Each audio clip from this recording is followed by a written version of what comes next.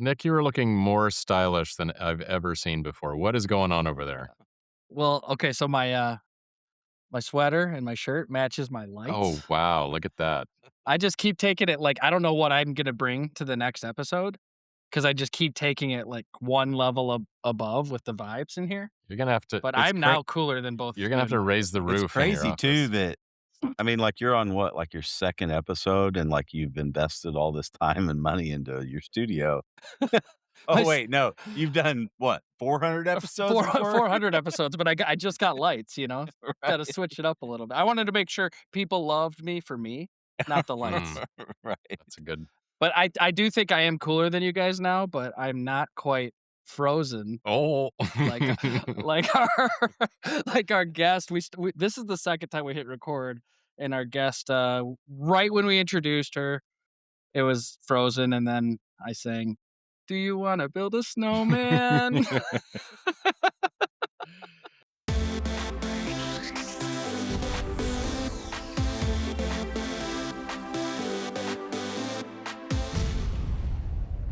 So, speaking of Okay, being cool, our guest is way cooler than all of us combined. We have Melissa for Ramos from sure. M95. Welcome, Melissa, to the show. Thank you for having me again, Paul. Yeah, well, this is yeah, Melissa and I did a machine shop mastery a long time ago. Actually, I need to find what episode it was and tell people about it. But but yeah, this one is I wasn't even involved in making chips back then, so we've come a long way. But yeah, this is part of our GenCNC series, shop founders under 30 years old, and Melissa absolutely qualifies for that with spades. And yeah, so Melissa, let's dig in and talk about M95. Tell us about the business. Tell us about why you started it, how you got into machining, all the good stuff. So I started it because to be honest, I just wanted to help my dad in the shop and I didn't want to go to college. He bought some Haas mills and he told me, if you like these machines and you want to start a business, eventually I'll help you. And I thought it was just something that he was telling me to just get me in the shop and get me to work a little bit harder. At the time, I was about 22, 23, and the last thing I wanted to do was, like, be in the shop 24/7, honestly, but I didn't know what a blessing it would be in the future, and I really wish that I would've put more, attention or focus to it when he presented this opportunity to me. And it was completely new to me. My dad has a big fab shop, laser cutters, laser tube cutting, bending, welding, powder coating, but CNC was, like, completely new. So when I saw these Haas mills and he was like, "Do it." I was like, "Do what?" Like, I was looking at the G code and I was so scared and there was, like, coolant and it was moving and it was enclosed and I was like, "Dad, like, what is this?" And he was like, "Yeah, if you like it, I'll help you." So it was a really big learning curve. I didn't have his help, and he didn't know anything about it at the time. He was using HSM Works to program, and he would give me a program, and it was my job to make the parts. But I honestly did nothing but crash the machines for like a while, and I would call my mom crying from the bathroom because he would get angry and they would fight when we'd get home from work. And I would be, I'd have bad dreams, the spindle just crashing down. And I was like, I'm never going to get this down. Like, and my dad has invested so much time and money and like effort into this. But eventually, I did. And I am where I am today because, the community is awesome and people willing to like help and not giving up. And my dad also not giving up on me, even though we fought tremendously in the beginning. But yeah, I wanted to learn and I wanted to help. I looked for jobs in other machine shops and I was never really given the opportunity that I wanted or that I thought I deserved. I just wanted to learn, but it was kind of like you're a woman and you shouldn't do this. And I've spoken about it before, and I think we've really come a long way because I look at girls' posts, and there's a bunch of girls now with their nails done. Big companies also have girls with their nails done. And it's just like, it's amazing because it was something that I really got bullied for before that a bunch of girls are doing now, and it's kind of normal. So it makes me really happy that I didn't give up. Yeah, I that love became a bit of your trademark, didn't it? Like the cool nails? Yeah. I always thought it was cool because that's what I like, you'd put a lot of content out there and, You always had those, like, long nails, and I was like, "Oh, cool, I know who that person is." It's like your Yeah, brand in a way. yeah. Well, I look back, so episode 12 of Machine Shop Mastery, inspiring a new generation of female and male machinists. Um, so yeah, we I think met in person. Maybe we were LinkedIn connections, but we met in person at IMTS. I think Mhm. saw you like even just like out at a restaurant or something nearby, and we're like, Yeah, "You're yeah, Melissa you were with your Ramos." whole team, yeah. Yeah, Yeah, yeah. and you're with your sister, right? Yeah, I was with my sister, yeah. Yeah. Um, and you know, I do believe you've definitely helped inspire a bunch of young women and men, like like you know the other episode said. But one thing that you shared with me that I'd love to have you reshare here was your experience going through some of the tech school courses and what your teacher at that time said and did, and because I think it's an important part of your story and just how you persevered through all that. So, you willing to share that again? Yeah, so I grew up in Stockton, California, which is like another Oakland, California. It's not the safest, it's not the nicest, if you guys know anything about California. And the company is in Hayward, and so is my dad's shop. So, it was a local JC, and the only machining class was like from 6 to 10 p.m. And at the time, I knew how to set up, I knew how to run the mills. I just really wanted to learn how to program. So I went in there, and it was a brand new instructor. I think it was like his first year. And I told him, like, I don't want to go through all the courses. I just really got to learn how to program and, whatever other hands on stuff you're willing to teach. Like, I don't want to grade. I just want to be in your class. And I told him, I have two Haas mills at work, and this is what I do. And this is what I'm doing, what I want to do. And he just said that I could sit in the class, but I wasn't allowed to speak. And at the time, I was the only woman in the class. And he didn't believe me, and I would raise my hand and I would ask questions when he was in the class, and he would ignore me. And um, my dad was like counting on me to go to these classes and like paying for me to attend. And it was kind of awkward and uncomfortable for me to go back to him and tell him, like, my professor doesn't want to teach me. And he tells me that I shouldn't be in the class because it's like teachers aren't supposed to say that, right? And I didn't want to let my dad down. Um, so I met a group of Hispanic guys in the class that they wanted parts done, and I wanted to learn how to program. So the teacher would leave us. He would come into the class for 30 minutes. He would put on Bob Ross, the guy that paints, and he would leave the What? class.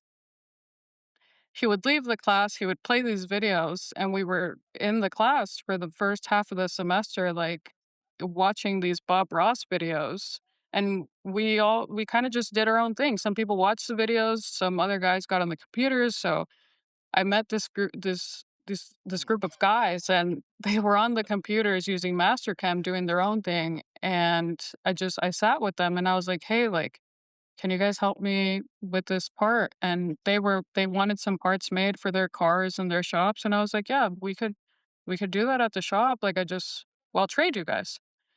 And then eventually we finally got to, get on the machine, and I did the setup stuff and everything. And he didn't give me any credit. He didn't care. But um I didn't wanna try to go to another trade school. I was scared to go to another trade school. I didn't wanna tell my dad because, again, it's such an absurd story. Why would your teacher tell you, like, "You're not supposed to be here. Women aren't supposed to be here." But it really did, it made me believe that This women guy aren't should be supposed in to be. jail, I feel like. Like if people pay for school and then you put on Bob Ross videos and tell the Yeah. women in your class that they shouldn't be there, like, you should go to jail for that. It's crazy. Well, I I'm sitting here thinking, man, if my daughter told me that, I'd be in jail. Exactly. Right. Wow. I didn't wanna add, like, another level of stress to his everyday life. So I was like, "Whatever, I'll figure it out." And it did just yeah, the whole schooling thing didn't work, but I mean, eventually I learned how to program. So how did you eventually learn how to program? I mean, you had the group that you were working with. Did And you hit some of the online stuff and all that too, or No, so, at school at the time they were using Mastercam, and my dad told me, "I'm gonna get a Okay. seat of Mastercam, but it's really expensive, so I need you to learn it, like, yesterday." And I was like, "Oh my god, Yeah. there's already so much pressure to run these houses, and now I have to learn how to program, and he's gonna invest so much money, and I feel so guilty." And so his friend told us about Autodesk Fusion 360. He's like, "Hey, it's like $600 a year, it's super affordable." And because of what I had learned in class watching these guys mess around with Mastercam, I started to poke around in Fusion and I was able to program my first part. But my post Mm. was wrong and I was posting out to a different machine. And I didn't understand what was happening. And I couldn't ask my dad either. He's not a CNC guy, but I went to a Cellway event at my local like Haas distributor, and the guy that was sitting next to me, Angelo Juris, at the time worked for Autodesk, and he saw me like poking around in Fusion, and he was like, "Hey, what are you trying to do?" And I said, "Well, I just programmed this part, but I don't know why it's like I can't bring it to my machine." He said, "Oh, your post is wrong." And so at the time, Fusion offered or Autodesk offered like Zoom calls with their tech guys, people like Angelo. So if I had a difficult part or if I had questions, I would like book a call with him for like an hour and he would kind of, show me things here and there or go through my programs. And yeah, just doing that and then meeting different people in the community, showing them my stuff. Yeah, just Fusion 360 is awesome because there's so much stuff out there. There's so much help online. Everybody uses it now, and Yeah. yeah, Little side note, when we started using Fusion 360, Angelo was our guy too, Oh, that's cool. and he was he was awesome. yeah. Yeah, he taught us a ton. What is up, Metalworking Nation, Making Chips family? It is an even year, which means IMTS is coming September 14th through 19th at McCormick Place in beautiful Chicago. It is the largest manufacturing trade show in North America, bringing together thousands of manufacturers, OEMs, and solution providers every 2 years to explore how new technologies are being applied to real shop floors. So, whether you're planning future capital investments, benchmarking operations, or simply trying to cut through the noise around emerging technologies, IMTS is designed to help manufacturers make better, more informed decisions. Whether you've been going for years or this might be your first time, put it on your calendar right now. Schedule your time away from the shop. It's good to get out and see new things. It's going to be a big party. I hope to see you there. Go to imts.com and register today. Well, Melissa, as I told you back when we did our other podcast, I'm sorry you had that experience with that teacher. Is Yeah. terrible. It should not be the way anyone is treated in the industry. And I'm glad you found those guys and persevered and had the grit and determination to keep pushing and learned and got yourself to where you are today. So, but it shouldn't. The industry is already hard enough. You shouldn't have to deal with that kind of shit. So, let's talk about finding customers and just building the actual business into something that is a sustaining business. How did you do that? So at first, I do all of my dad's in-house machining, all of his parts that he needs for his customers. And he gives me big production jobs, some that pay, some that don't. And I'm at the point where I'm like, I just want to help you. I don't really care if I get paid or not. And that's where I get half of my work. And then when he gets new customers, he's got a bunch of customers. He's been in business for over 20 years now, and he'll always introduce me. This is my daughter. She runs these machines. You guys can work with her if you want machining services, depending on the customer. And then through social media now and word of mouth, um, some people recognize me when I'm out and they ask if I'm making parts or what my capacity looks like. And yeah, social media helps. And I do get a lot of like weird stuff that I'm like, this can't be real. Like people reaching out to me from, maybe Mexico or Central America that want parts done or like Florida. And I'm like, why am I all the way in California? And I think we're like the most expensive state. I'm going to try to guide you a different way. Um, so yeah, kind of word of mouth, and my dad helps a lot. And then I guess I have a lot of friends. I have a lot of friends, and they'll ask me like, "Hey, what's your capacity like? We're looking for this. Do you think your dad could do this, or do you have any machine time?" making friends in the industry helps and being nice, I guess. It also, I think, helps, like, you put a lot of content out there. I mean, that's how I got to know you virtually, is you're just constantly, like, sharing your story and your journey, and that helps you make friends a lot faster than if you just for sure. hide in the cave making parts. So, Mhm. kudos to you for doing that and doing it in a way that stands out from, the boring videos out there, Thank you. and doing it with cool nails. Well, that's one of the things, Yes.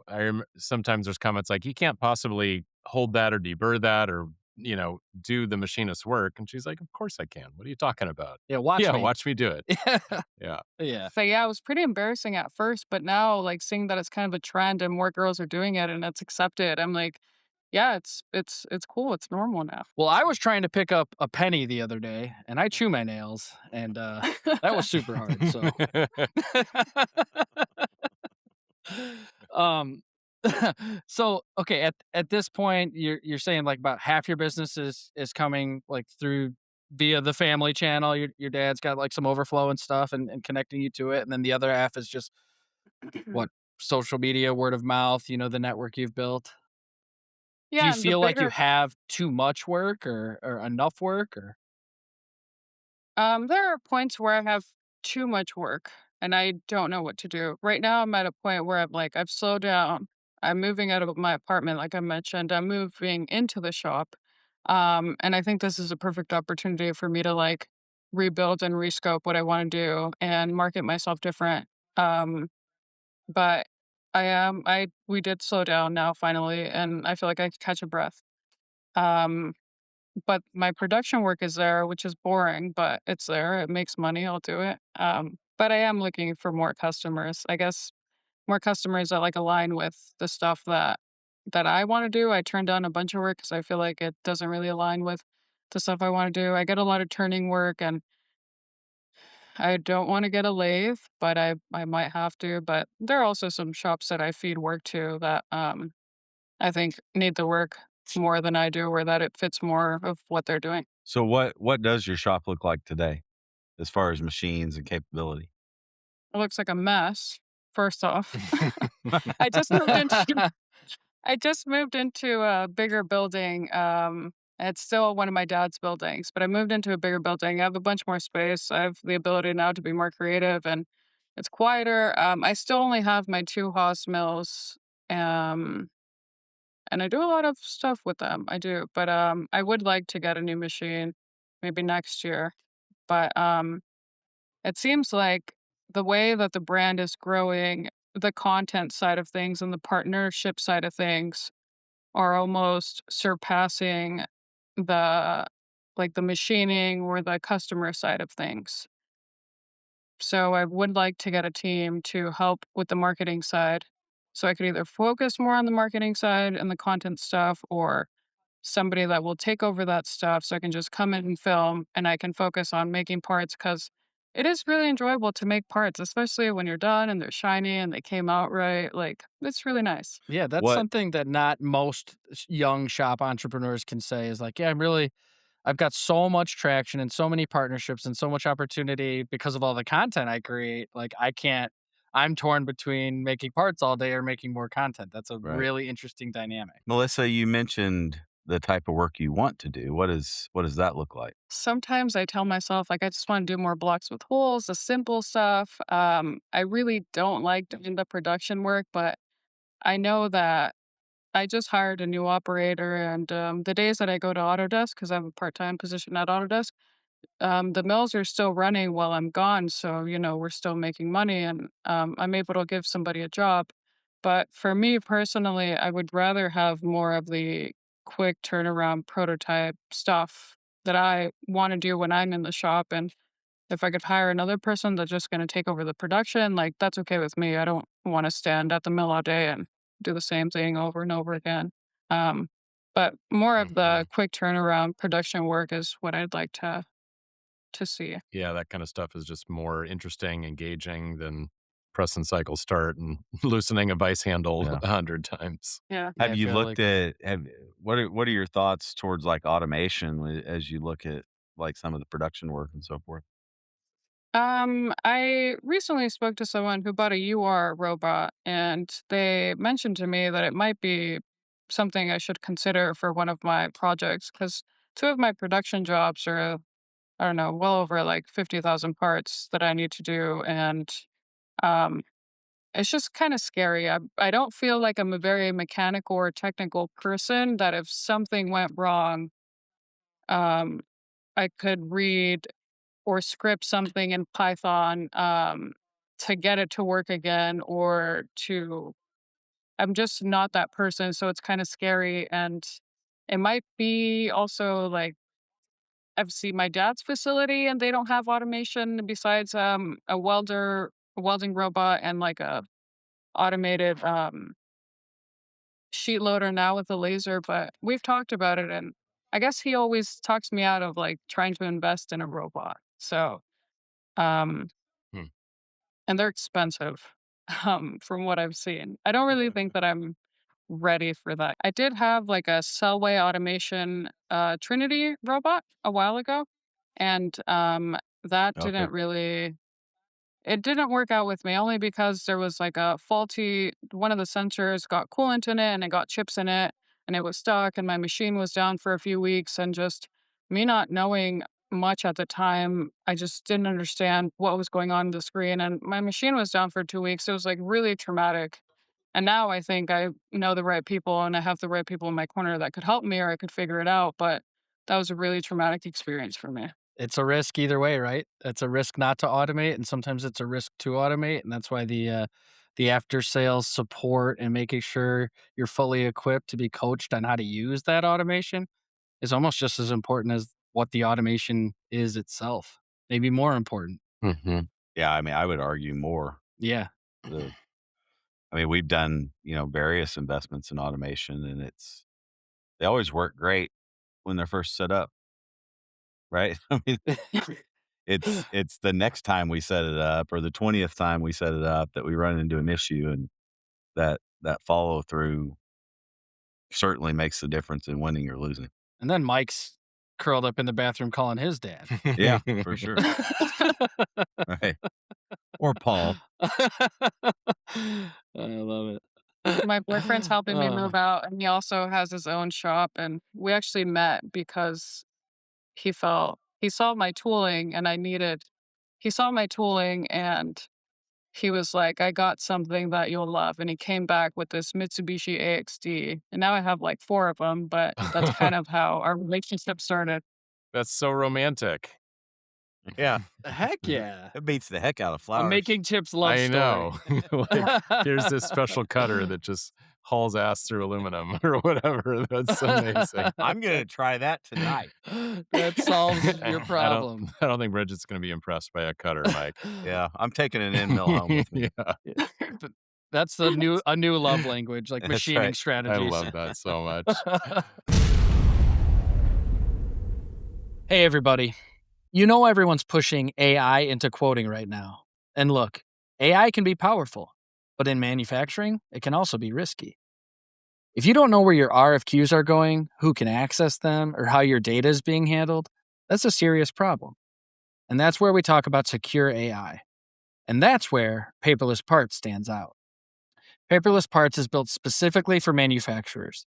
Their CMMC compliant platform uses secure AI to take the busy work off of your estimators, organizing RFQ packages, surfacing key details, and centralizing your entire quoting workflow so your team can focus on actually estimating.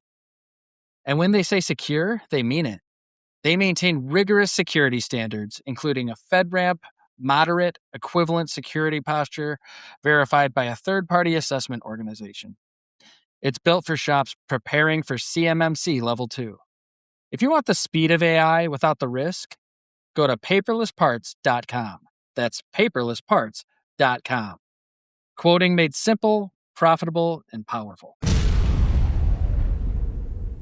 So yeah, let's get into like your connections and your mentors and things like that. I think it's so awesome. You could just hear how much you love and respect your dad when Yeah, you for tell the sure. story.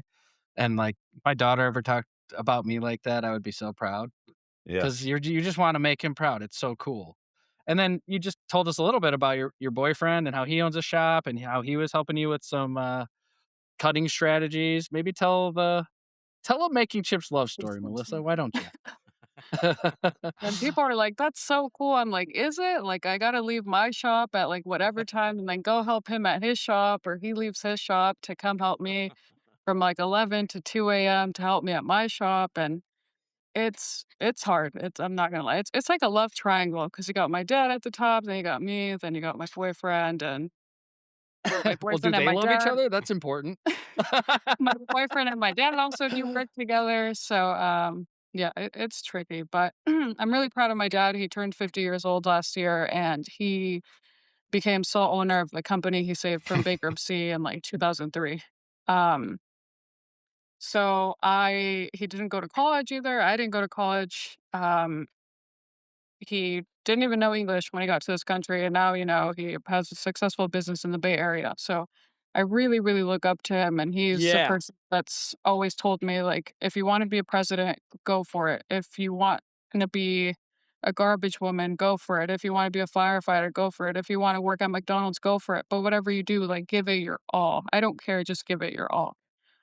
So he's been super accepting. If I told him tomorrow, like I don't want to do this anymore, he would be upset, but he would understand. Um, and so he's done a lot for me. He's done a lot, I think, for the community, and he still wants to help. He still wants to help me. So I want to help him any way that I can, honestly. And because he's helped me so much, I feel like it's allowed me to help the community and to share my story and to, do the things that I do online. And yeah, I know any idea that I throw at him, he might think that I'm crazy, but he's on board. That's awesome. Seems like an incredible guy. That's Yeah, for very sure. cool. So I'm curious, back at the very beginning, did he just need some machining done and he's like, "Oh, I know someone that I could make do that," or tell us exactly the dynamic when the machines came in and he's like, "All right, you need to learn how to make these parts." Were you expressing some interest in being entrepreneurial, or just share a little more about that? No, not at all, and sometimes I look at him and I'm like, "I can't believe you made me do this," and he's like, "Made you do what?" I'm like, "Running a business," and he laughs at me because I have, like, a quarter of the customers that he does, and I have half an employee, and he has 30 employees, and he's looking at me like, "Okay, yeah, it's hard." But, he was having a really hard time with getting vendors and people that he could rely on. One guy specifically, and it got so bad to the point where the guy brought his mom to my dad's shop, and he was like, "Just give him another chance." And I'm like, "My dad is a really reliable Wait, person." It's just and I feel like hold I'm on, like, hold on, hold on, hold on, hold on, Yeah, yeah, hold you on. gotta tell us that story. So the vendor brought his mother to convince your dad to give him another chance? yeah. Is that how That's a I good strategy, Mike. You should use that. I I'm gonna It call my mom as soon as we get off here and tell her I need it customer it support. works. It My works, mom would be like, but "Stay away from this clown. Do yourself a favor. Stay away from Nick. He caused me nothing but stress." Right. I've Oh my never heard that. gosh. Okay, sorry to interrupt. That's a new one. I've Customer never heard of retention. that. Yeah. Yeah. And it's embarrassing, and I remember being out there, like, waiting for my dad in the parking lot, and I was like, "What's going on? Like, why is this lady here?" And then, later I find out, he's always had, like, a lot of problems with finding reliable machine shops, and I'm not saying that I'm reliable, but, um, he needed, like, a tax write-off, he wanted some different equipment, he was like, "I can bring this in-house, I can hire somebody," and I kept telling him, "I don't wanna go to college, I just wanna help you in the shop. I don't wanna go to school, I just wanna help you in the shop."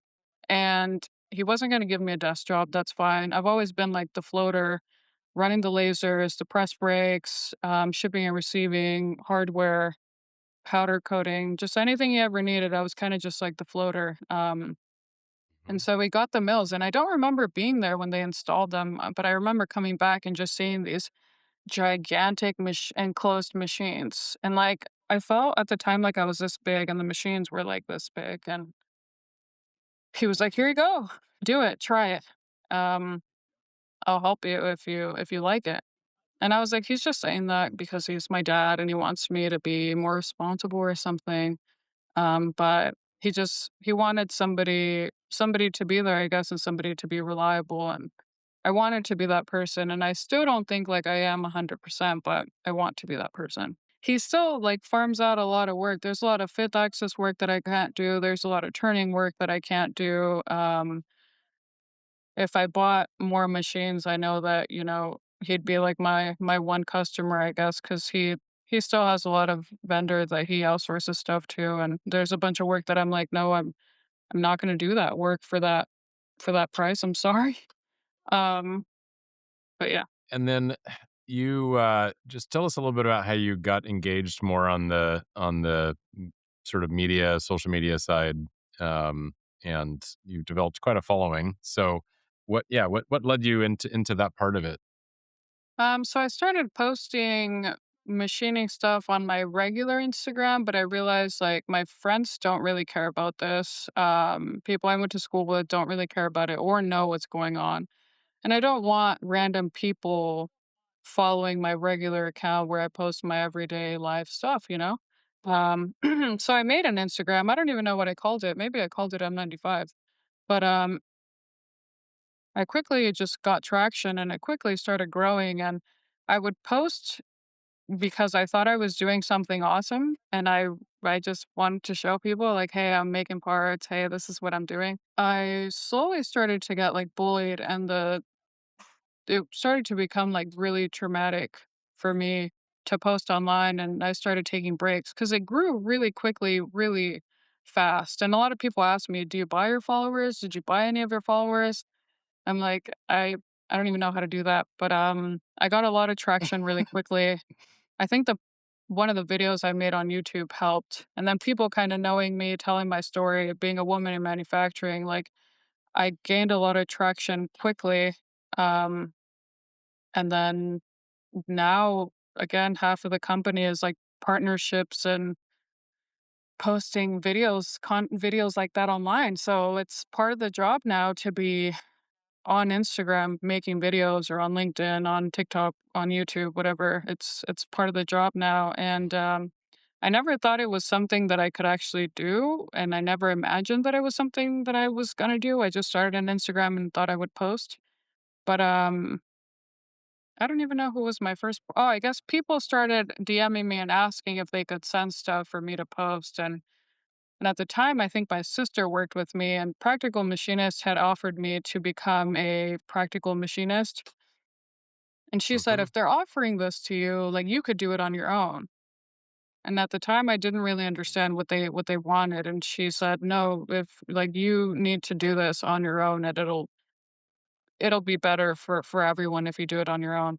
And so I turned down their offer, and then I don't know, I just kind of started posting online. I didn't expect it to get to where I am today, so that's probably the best part is that I didn't expect it. And of course we believe in that. I mean, we're all owners of businesses and we're in the shop and then we're doing this podcasting thing and putting stuff out there and it's become a pretty cool deal with us and we have a lot of great partnerships from it. So kudos to Absolutely. you. I think that's like really divergent and um not everybody does that and you've got yourself in a really unique position because of it. So Hmm. Absolutely. congrats. Thank you. Imagine machines running throughout the night while you sleep. No overtime, no extra shifts, just pure productivity. That's the power of lights out manufacturing. And on Lights Out, we show you just how to make that a reality. Join us as we break down automation, robotics, and high efficiency machining so you can produce more, work less, and increase your bottom line. Subscribe to Lights Out today and start scaling your shop the smart way. So yeah, one follow-up question on that.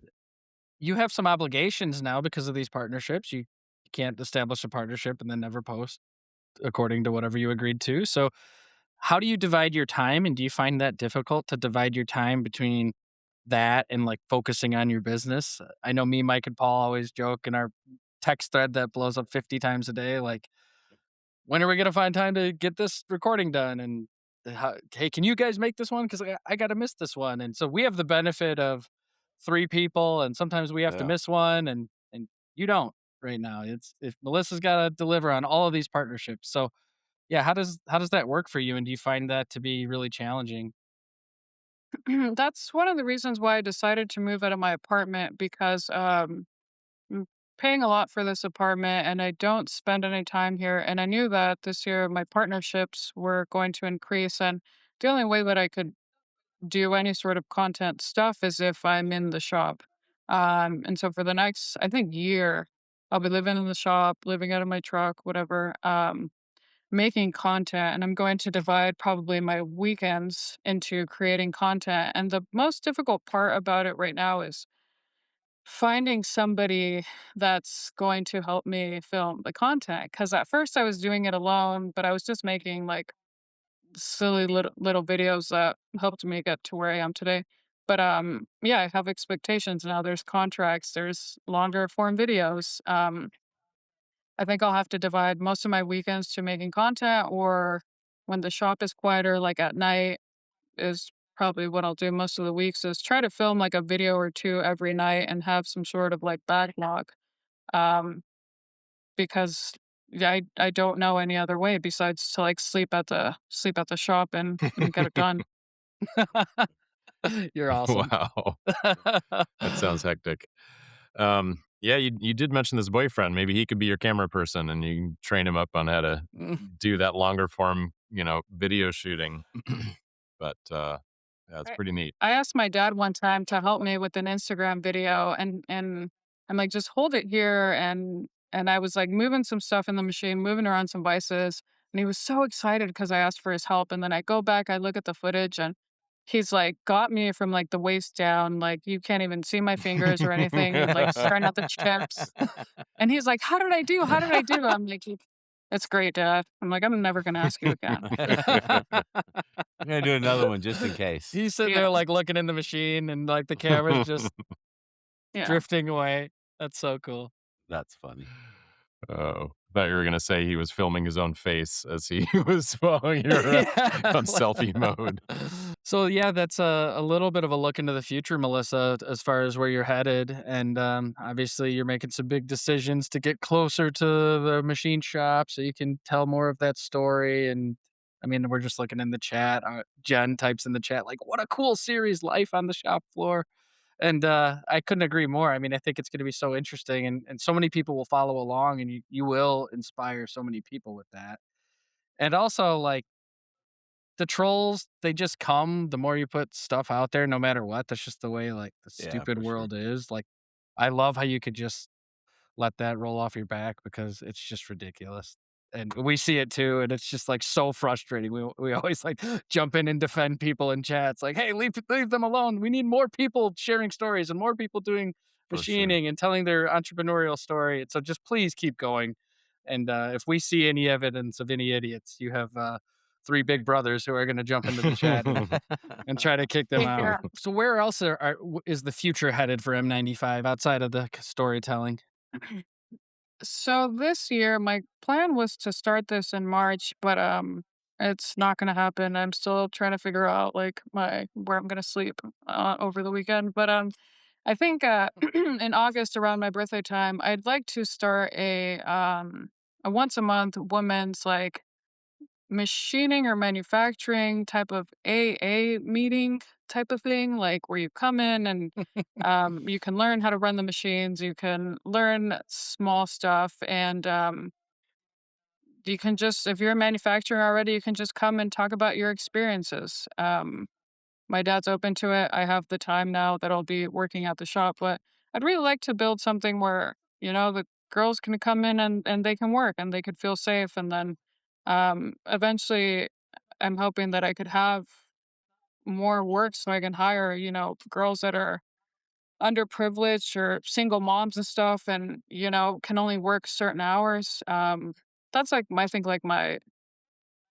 big goal. I don't want to open like a Costco size machine shop either or like a Walmart size machine shop. I don't want a big line of mills or anything like that, but just like a small school or like a safe place where women can come in once a month and we can talk, we can machine together, we can find a safe shop or place for them to work at. That's what I'd really like to do this year.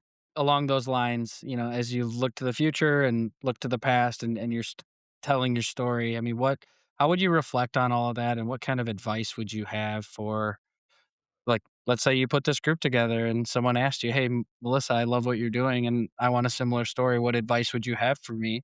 How would you answer that person? Listen to your dad. He's not out to get you. He's on your side. I love it. So great. I can I give you my daughter's number and you can call her and tell her that also? Yeah. That is Yeah, so cool. a lot of guys DM me and they're like, "My daughter this, my daughter that." I'm like, "Yeah, like I was that age and I used to be like that, but eventually, like, I don't know, things change." Yeah, I'm not as dumb as I used to be now that she's 25 and